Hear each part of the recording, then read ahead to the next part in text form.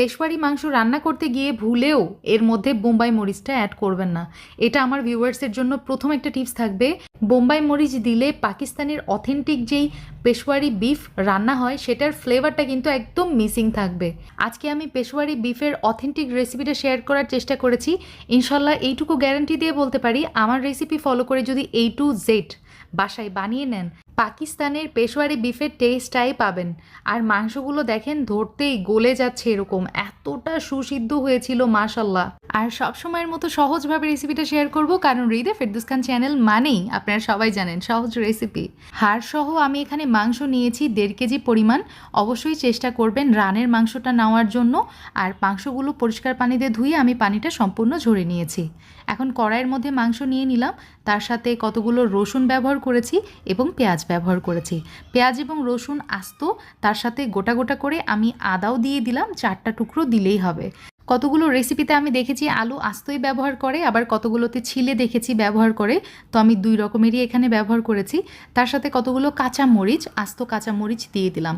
এই রান্নাটা যে এত সহজ, মানে বাসায় বানালেই বুঝতে পারবেন, কোনো ভেজাল নাই, একদম সব আস্ত দিলেই হয়। টমেটো এখানে 4টা ব্যবহার করেছি, 3টা লেবুর স্লাইস। পাকিস্তানের অনেক এলাকায় এই লেবুর স্লাইসটা কিন্তু ব্যবহার করা হয়, এতে পেশওয়ারি মাংস বা নমকিন গোশতের মধ্যে খুবই নাইস এবং রিফ্রেশিং একটা ফ্লেভার অ্যাড হয়। এখন আমি কতগুলো সাদা এবং কালো গোলমরিচ ব্যবহার করেছি, 2টা মিলে 1.5 চামচ। এখন চুলার জালটা অন করে দিব, আর এই যে আমার কড়াইটা চুলার উপরে দিয়ে দিলাম। 1 চা চামচ ভরে ভরে আমি এখানে লবণ ব্যবহার করেছি এবং 4 টেবিল চামচ ঘি। আপনারা চাইলে এখানে কুকিং অয়েল হাফ এবং ঘি হাফ ইউজ করতে পারেন, তবে অথেন্টিক রেসিপিতে শুধু ঘি ব্যবহার করা হয়, এই জন্য আমি 4 টেবিল চামচ ঘি দিয়ে দিলাম। এখন সব কিছু খুব ভালো মতো একটু টস করতে থাকবো, নেড়ে চেড়ে একটু সটে করে নিব।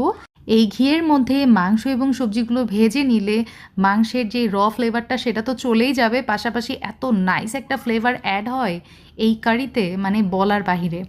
প্রায় 3 থেকে 4 মিনিট মতো আমি মাংসটা ভেজে নিয়েছি। তারপরে রুম টেম্পারেচারে থাকা নর্মাল পানি, অর্থাৎ 4 কাপ পানি আমি এখানে অ্যাড করে দিলাম।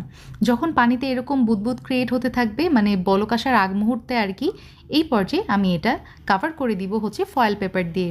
আপনাকে ফয়েল পেপার দিয়ে এটা কাভার করতে হবে, অথবা আটা দিয়ে এটাকে সিল করতে হবে। আমার মেইন উদ্দেশ্য হচ্ছে এর ভিতর থেকে যেন কোনোভাবে এটার বাষ্প না বেরিয়ে যায় বা এর ভাবটা বেরিয়ে না আসে, তাহলে এই অথেন্টিক ফ্লেভারটা মিসিং থাকবে।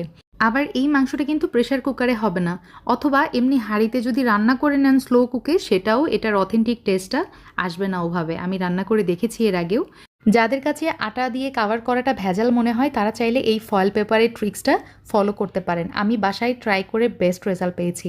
2 ঘন্টা পর আমার মাংসটা কিন্তু একদম হয়ে গেছে। নামানোর আগে 1 টেবিল চামচ আমি ঘি ব্যবহার করেছি এবং চুলার জালটা আবার অন করে দিয়ে একটু লবণ আমার কাছে কম মনে হয়েছে, এই জন্য আরও 1 চা চামচ লবণ অ্যাড করে দিলাম। ব্যাস 1 মিনিটের মতো জাল করে নিয়ে চুলার জালটা অফ করে দিব। আলহামদুলিল্লাহ, আমাদের অথেন্টিক পেশওয়ারি বিফ অথবা পেশওয়ারি মাংস একদম রেডি।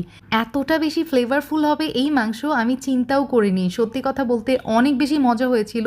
আর স্পেশালি এই মাংসটা রুটি অথবা পরোটার সাথে অথবা নানের সাথে খেতে সবচেয়ে বেশি মজা লাগছিল। এই মাংসের মধ্যে যা যা ছিল সব কিছু একদম মোমের মতো সিদ্ধ হয়ে গেছে। আমি হাত দিতে না দিতেই এটা ভেঙে চলে যাচ্ছে। এই যে দেখেন মাংসটা কি পরিমাণ জুসি, টেন্ডার আর সফট হয়েছে মাশাল্লাহ। বাসায় ট্রাই করতে পারেন। আজকের আমার রেসিপি ভালো লাগলে please give me a Thums up. ইনশাল্লাহ আবার দেখা হবে। আল্লাহ হাফেজ, আসসালামু আলাইকুম।